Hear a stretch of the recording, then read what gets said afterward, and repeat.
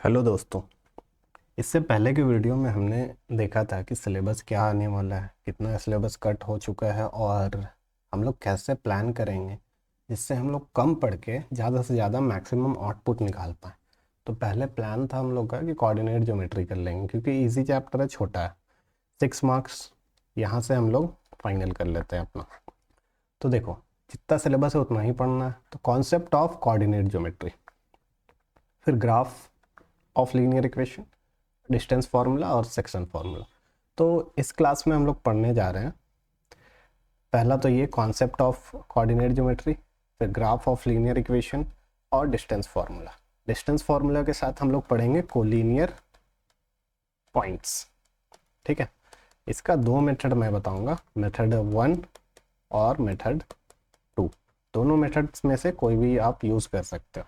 ठीक है, तो इससे पहले क्वेश्चन करने से पहले पहले हम लोग सारा कॉन्सेप्ट जान लेंगे यहाँ तक का, डिस्टेंस फार्मूला का। इसके बाद हम लोग फिर क्वेश्चन लगाएंगे, फिर देखते हैं ये कितने आसानी से बनेगा। अब देखो, ये है, तो बेसिक पढ़ना था ना। तो देखो, ये है एक्स एक्सिस, ये Y axis, X dash Y dash dash. ठीक है, ये बीच में जो ये पड़ रहा दोनों का इंटरसेक्शन एक्स और वाई एक्सिस, इसको बोलते हैं ओरिजिन। ठीक है, क्या बोलते हैं? ओरिजिन। इसका पॉइंट होता है 0,0, मतलब यहाँ पे x भी 0 होता है और y भी 0 होता है। जब भी हम लोग कोऑर्डिनेट लिखते हैं p, x और y इस टर्म में लिखते हैं। मतलब क्या है, अगर p 3,4 लिखा हुआ है तो ये वाला डिनोट करेगा x को और ये वाला डिनोट करेगा y को, उल्टा नहीं करेंगे। x पहले वाला x, दूसरा वाला y, इसको याद रखना। ठीक है, तो ओरिजिन यहाँ पे x भी 0 है, y भी 0 है, तो इसको बोलते हैं ओरिजिन। अगर आपसे पूछा जाए तो ओरिजिन क्या है? Intersection of X axis and Y axis, उसको बोलते हैं ओरिजिन, यहाँ पे पड़ेगा। ठीक है, अब देखो, हाँ, एक्स एक्सिस इसका नाम याद रखना जरूरी है, और वाई एक्सिस इसको हम लोग क्या बोलते हैं? एब्सिसा, एब्सिसा, और इसको ऑर्डिनेट। ये नाम याद रखना जरूरी है क्योंकि क्वेश्चन उठा के देखोगे sample question paper previous year में, तो ऐसे आया हुआ, एकदम सिंपल सा एमसीक्यू आया हुआ, पॉइंट दिया हुआ है 3,4, find ordinate of this point. तो क्या करना था? कुछ नहीं करना था। अगर आपको पता है ऑर्डिनेट का मतलब वाई एक्सिस होता है, तो वाई एक्सिस मतलब दैट इज 4, आंसर 4 हो जाता है। वही एब्सिसा अगर बोलता तो एब्सिसा हो जाता 3। ठीक है, तो इसको याद रखना, एकदम छोटा सा चीज़ है, लेकिन ये अगर याद नहीं है, एक्स एक्सिस को एब्सिसा बोलते हैं और वाई एक्सिस को ऑर्डिनेट बोलते हैं, फिर फंस जाओगे, ये क्वेश्चन छूट जाएगा। ठीक है, तो एक्स कोऑर्डिनेट जो होता है उसको एब्सिसा बोलेंगे और वाई का कोऑर्डिनेट होगा उसको ऑर्डिनेट बोलेंगे। ओरिजिन जो है वो 0,0 होगा। ठीक है, यहाँ तक समझ में आया? अब देखो, हम लोग क्या पढ़ना है? Distance formula.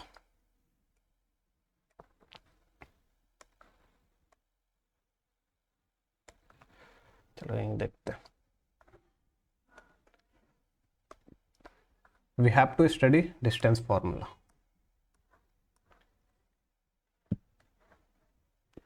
डिस्टेंस फॉर्मूला का मतलब क्या हुआ?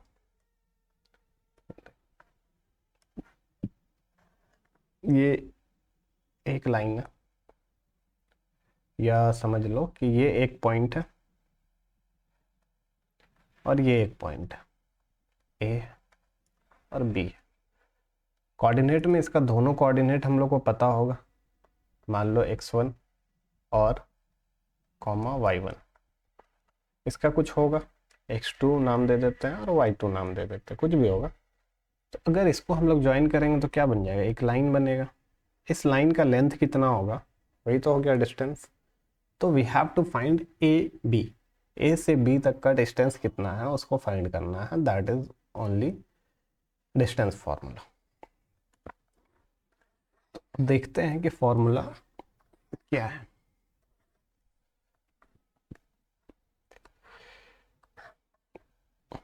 ये एक लाइन है, यहाँ पे इस पॉइंट को P नाम देते हैं, इस पॉइंट को Q नाम देते हैं। तो अगर डिस्टेंस फाइंड करने बोल रहा है तो हमें क्या फाइंड करना है, पी कॉमा पी क्यू। तो इसका कोऑर्डिनेट होगा x1 कॉमा y1 कुछ भी, इसका कोऑर्डिनेट होगा x2 कॉमा y2। ठीक है, तो we have to find P Q. तो पी क्यू फाइंड करने के लिए हम लोग को क्या करना पड़ता है, P Q equal to root under x2 minus x1, x2 minus x1 का होल स्क्वायर, फिर बीच में क्या रहता है प्लस, ठीक है, y2 माइनस y1 का होल स्क्वायर। दैट्स इट, यही फॉर्मूला है, इसको बोलते हैं हम लोग डिस्टेंस फॉर्मूला।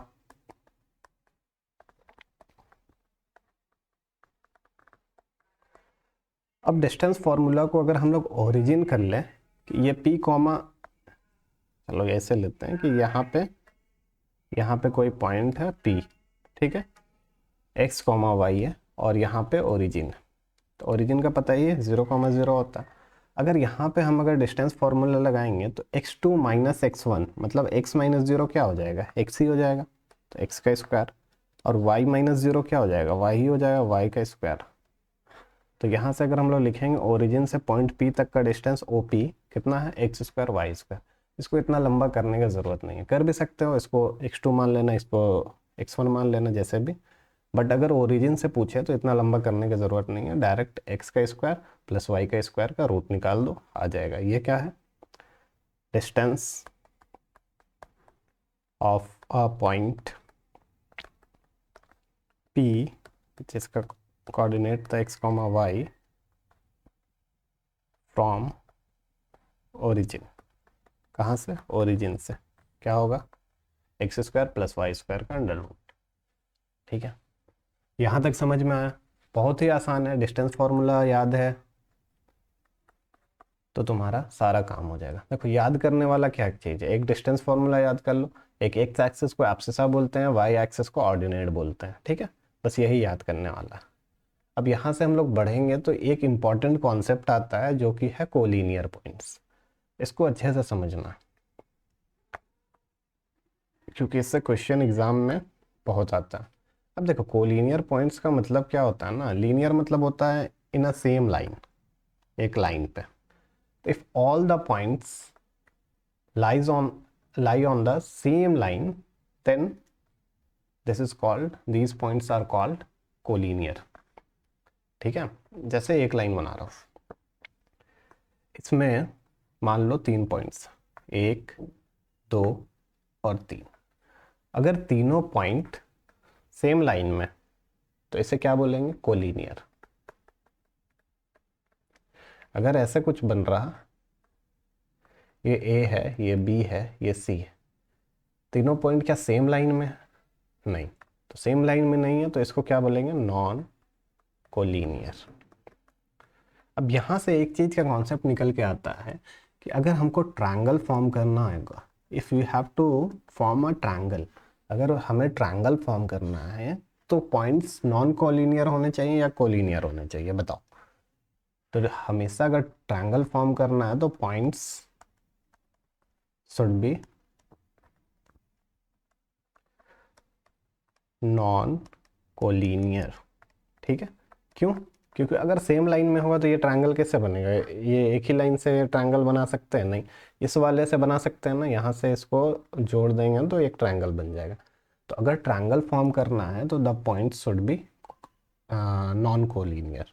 ठीक है, तो ऐसा ही क्वेश्चन आएगा, 3 पॉइंट दिया हुआ रहेगा और पूछेगा कि क्या इस 3 पॉइंट से हम ट्रायंगल बना सकते हैं, और ट्रायंगल बना तो किस टाइप का ट्रायंगल बनेगा वो भी हम लोग यहाँ पे डिस्कस करते हैं। ठीक है, तो इसके अब आगे बढ़ते हैं। तो पता कैसे चलेगा कि पॉइंट्स आर कोलिनियर और non collinear, using distance formula. Distance formula को यूज करके हम लोग कैसे पता कर सकते हैं, तो देखो पॉइंट्स क्या क्या है, ए है, बी है और सी है।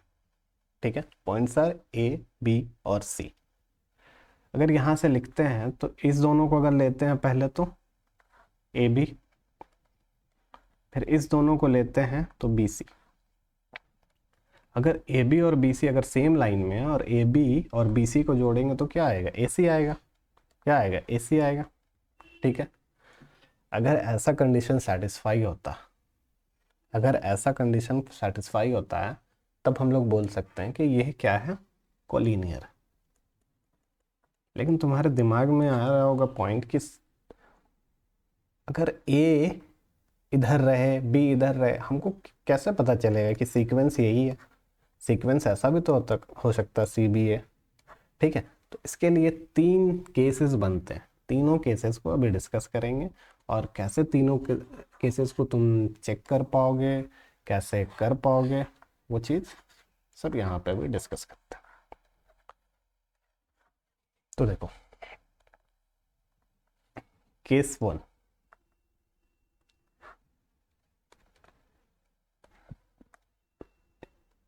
Case first. देखो केस फर्स्ट में हम लोग क्या करेंगे कि 3 पॉइंट है ना, A, B और C, ये 3 पॉइंट है ABC। तो सबसे पहले हम लोग को कंप्लीट करके AB चाहिए होगा। ठीक है, चलो सबसे पहले कंप्लीट करके AB चाहिए होगा। मतलब इसका एंड वाला एक पॉइंट को A नाम दे देंगे, एक एंड पॉइंट को B नाम दे देंगे, बचा हुआ पॉइंट को C कहीं भी प्लेस कर दिया। ठीक है, दैट इज केस 1। अब यहाँ से केस 2, केस 2 क्या है, ABC था, तो AB तो हम लोग ले लिया यहाँ पे। उसके बाद हम लोग यहाँ से BC लेंगे, इक्वल टू BC करना। ठीक है, अब BC करने के लिए एक पॉइंट को B ले लेंगे, लास्ट वाले पॉइंट को C ले लेंगे, तो बीच में कहीं A पॉइंट है। क्लियर।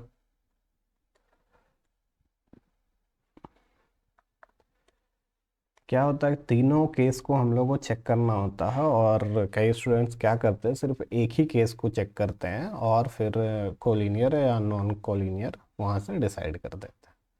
तो देखो 3, थर्ड वाला क्या है, AB तो हो गया, BC भी हो गया, तो बच गया क्या, AC। तो यहाँ से इसको लिख सकते हैं AC। ठीक है,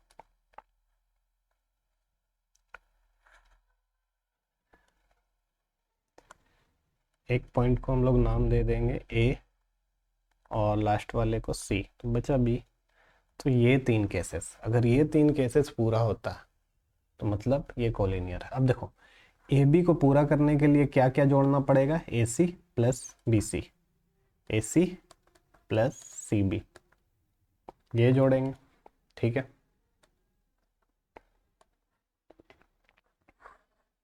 पहला तो ये हो गया, ये केस 1।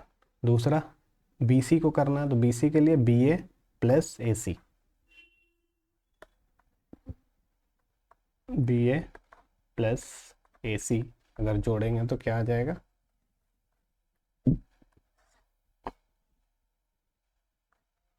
BC आ जाएगा।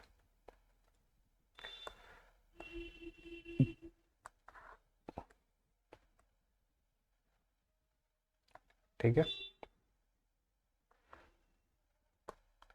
अब तीसरा केस क्या है,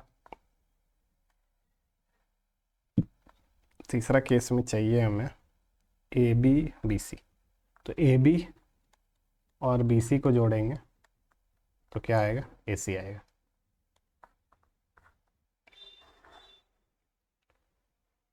ठीक है, तो यही 3 केसेस है। अगर ये 3 केसेस को हम लोग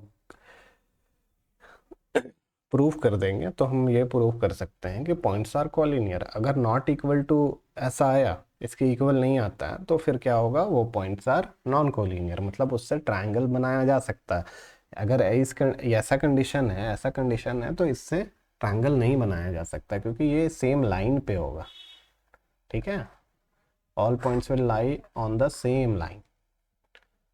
तो ये था। अब ये हो गया मेथड नंबर 1। ठीक है, इसमें डिस्टेंस फार्मूला का यूज़ होता है। और एक मेथड नंबर 2 है जो थोड़ा सा फार्मूला यूज़ करना पड़ेगा। तो मेथड नंबर 2, मेथड नंबर 2 में क्या होता है कि 3 पॉइंट्स हैं ABC। A मान लो x1 y1, B है x2 y2, और C है x3 y3। ठीक है, ये 3 पॉइंट।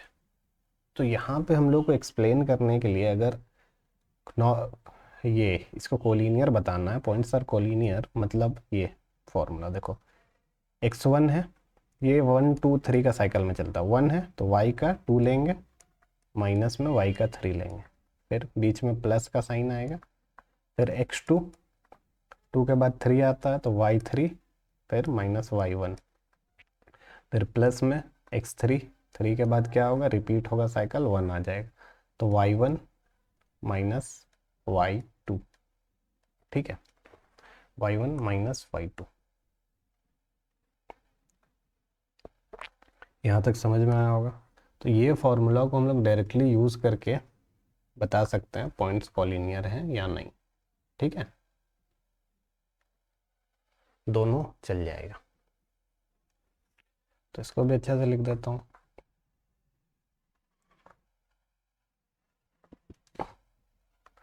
y2। अब ये कितना के बराबर आना चाहिए, इक्वल टू 0। ठीक है, ये कितने के बराबर आना चाहिए, इक्वल टू 0। अगर ये 0 के बराबर है तब पॉइंट्स आर कोलिनियर।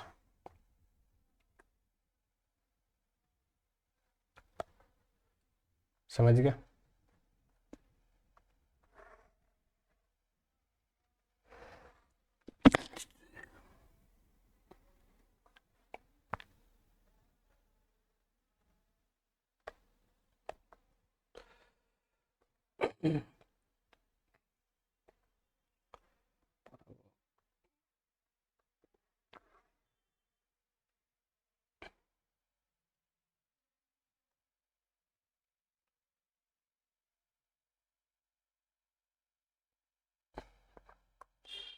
तो यही था, क्या पढ़ा अभी तक हमने, केस 1, केस 2, केस 3, इसको समझा देना है।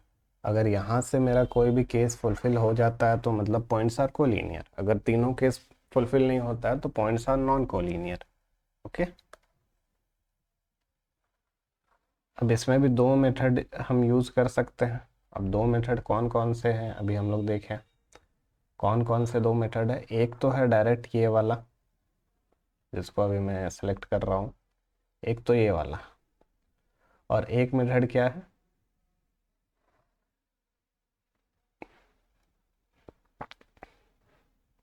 ये हो गया मेथड नंबर 1। एक मेथड ये है, मेथड नंबर 1, और दूसरा मेथड है ये मेथड नंबर 2। क्लियर है। आप दोनों को यूज़ कर सकते हो, दोनों मेथड में से कोई भी यूज़ कर सकते हो जो आपको कन्वीनियंट लगे, क्योंकि आपको अगर कोलिनियर नॉन कोलिनियर प्रूफ करना है तो दोनों में से किसी को भी आप यूज़ कर लो, हो जाएगा। बट किसी टाइप के क्वेश्चन में आपको यूज़ करना पड़ेगा ये वाला। अब ये वाला कब यूज़ करना पड़ेगा, आपसे पूछेगा कि ट्रायंगल किस टाइप का बन रहा, on the basis of this आपसे पूछेगा कि ट्रायंगल किस टाइप का बन रहा। ठीक है, तो वो क्वेश्चन है एनसीईआरटी में, तो वो हम लोग देखेंगे। इसके बाद क्या है, और एक पॉइंट, पॉइंट नंबर डी जो है वो क्या है, अगर आपसे बोलता है कि पॉइंट ऑन एक्स एक्सिस, अगर कोई पॉइंट एक्स एक्सिस में है इसका मतलब क्या है, वाई वाला 0 होगा। ठीक है, इसको याद रखना, टू बी रिमेंबर, TBR कर दे रहा हूँ, टू बी रिमेंबर। अगर point on, sorry, point on Y axis, अगर वाई एक्सिस में पॉइंट है तो वो पॉइंट का क्या होगा, कोऑर्डिनेट 0, y, मतलब y का कंपोनेंट होगा और x वाला 0 हो जाएगा। अगर x कोऑर्डिनेट में तो x वाला होगा, y 0 हो जाएगा। दैट्स इट, इसको याद करना। इतना अगर याद कर लेते हो इसमें तो ये वाले से क्वेश्चन बन जाएगा, कंफ्यूज नहीं होगे। अभी देखेंगे हम लोग, ऐसा क्वेश्चन है एनसीईआरटी में। ठीक है, तो हम लोग को इतना ही पढ़ना था, कॉन्सेप्ट के नाम पे इतना ही पढ़ना था। अब हम लोग चलेंगे क्वेश्चन की ओर। तो क्वेश्चन देखते हैं।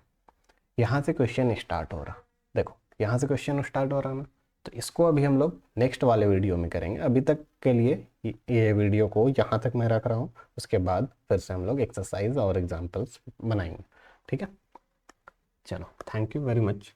और अगर इसको कॉपी करना है तो आप लोग कॉपी करके एक जगह नोट्स बना लेना, ऐसा नोट्स प्रिपेयर करना, देखो मैं बता दे रहा हूँ, एक पेज का नोट्स प्रिपेयर कर लेना।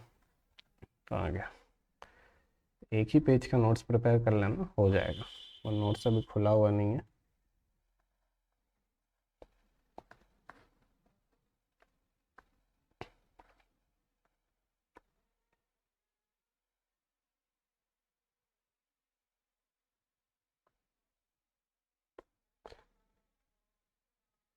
देखो इस टाइप का एक पेज का नोट्स आप प्रिपेयर कर लो, एक ही पेज में सारा हो जाएगा। ये देखो सारा है ना। इसके बाद हम लोग का बच गया सेक्शन फार्मूला, फिर ट्राई सेक्शन क्या होता है, mid point of line segment, ये सब अभी हम लोग नेक्स्ट क्लास में एक्सरसाइज बनाने के बाद थर्ड क्लास जो होगा उसमें देखेंगे। ठीक है, चलो।